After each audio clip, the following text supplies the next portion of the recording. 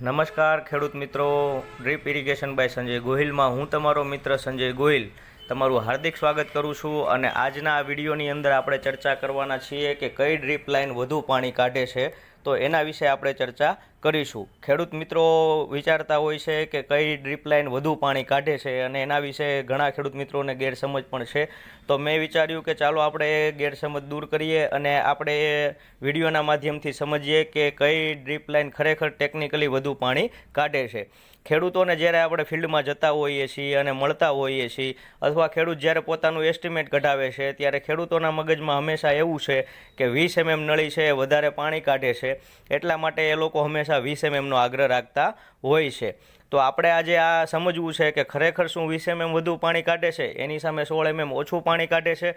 તો એના માટે મેં આ વિડીયો બનાવ્યો છે, અને એ ખેડૂત મિત્રો સુધી પહોંચે તો એ માટે તમે વિડીયો શેર કરજો, એટલે બધા ખેડૂત મિત્રોને માહિતી મળી રહે. મિત્રો, ખાસ કહેવાનું છે કે ઇરિગેશન વિભાગની અંદર 3 નળીઓ આવે છે, 12 mm, 16 mm અને 20 mm. આમાં વધારે ચલણ આપણે 16 mm અને 20 mmનું છે. એમાં સૌરાષ્ટ્રમાં આપણે 20 mm અને 16 mm, ગુજરાતમાં બધીએ ચાલે છે. એમાં ગુજરાત, ઉત્તર ગુજરાતમાં 16 mm વધારે ચાલે છે, અને સૌરાષ્ટ્રમાં 16 mm અને 20 mm બંને ચાલે છે. 20 mm આપણા ખેડૂત મિત્રોને એવું હોય છે કે એ વધુ પાણી કાઢે છે એટલે ચાલે છે, જ્યારે આની અંદર જે કરામત છે એ કોઈ નળી વધુ પાણી નથી કાઢતી, પણ એની અંદર જે ડ્રીપર આવે છે ને, એ ડ્રીપરના હિસાબે પાણી નીકળે છે. ડ્રીપર આપણને ખબર છે કે ભાઈ ડ્રીપર આપણે 1 લીટરવાળું, 1.5 લીટરવાળું, 2 લીટરવાળું, 4 લીટરવાળું, આ રીતના ડ્રીપર આવે છે, જે ડ્રીપર આ નળીની અંદર ફિટ થાય છે, અને એ ડ્રીપર જેટલા લીટરનું તમે સિલેક્ટ કરશો ને એ પ્રમાણે એ પાણી કાઢે છે.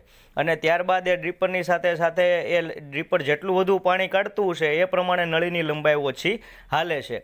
તો મિત્રો, આ ખાસ તમને એ સમજાવવાનું છે કે જ્યારે આપણે ટપક સિંચાઈ પદ્ધતિ લેતા હોઈએ છીએ ત્યારે જે કમાલ છે એ ડ્રીપરની કમાલ છે. એટલે કે જે નળી 16 mm હોય કે 20 mm હોય, એની અંદર જે ડ્રીપર આવે છે, જે તમે જોઈ રહ્યા છો આ વિડીયોની અંદર જે ટીપા પડે છે, એ ટીપા તમે કેટલા અંતરે લ્યો છો, 40 સેન્ટીમીટરે, 50 સેન્ટીમીટરે, 30 સેન્ટીમીટરે કે 60 સેન્ટીમીટરે, એટલે કે ફૂટ, 1.25 ફૂટ, 1.5 ફૂટ કે 2 ફૂટ, અને એની અંદર તમે કયું ડ્રીપર લ્યો છો અને કેટલા લીટરવાળું લ્યો છો, એ પ્રમાણે તમારી નળીની લંબાઈ ચાલે છે, અને સાથે સાથે એ પ્રમાણે તમારા ખેતરની અંદર કેટલા લીટર પાણી પડશે કલાકની અંદર એ એમાં બતાવવામાં આવે છે.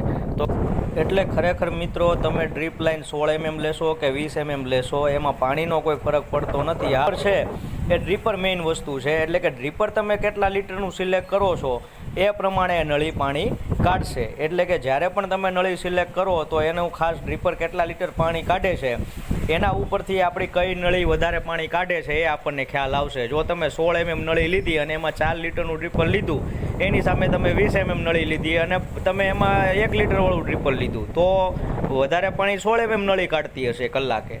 એટલે કહેવાનો મતલબ એ છે કે 16 mm હોય કે 20 mm હોય, તમારે જો વધારે પાણી જોતું હોય તો તમારે ડ્રીપર સિલેક્ટ કરવાનું રહેશે કે કલાકે તમારે કેટલા લીટર પાણી જોઈએ છે. અને હંમેશા એ વસ્તુ આપણે આપણા પાકને ધ્યાનમાં રાખી અને આપણા ખેતરની લંબાઈને ધ્યાનમાં રાખી અને 16 mm કે 20 mm નળી પસંદ કરવી તો તમારા માટે વધુ ફાયદાકારક રહેશે.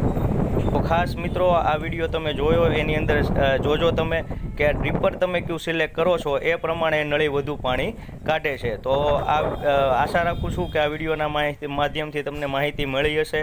એ માહિતી સારી લાગી હોય તો બીજા ખેડૂત સુધી પહોંચાડજો.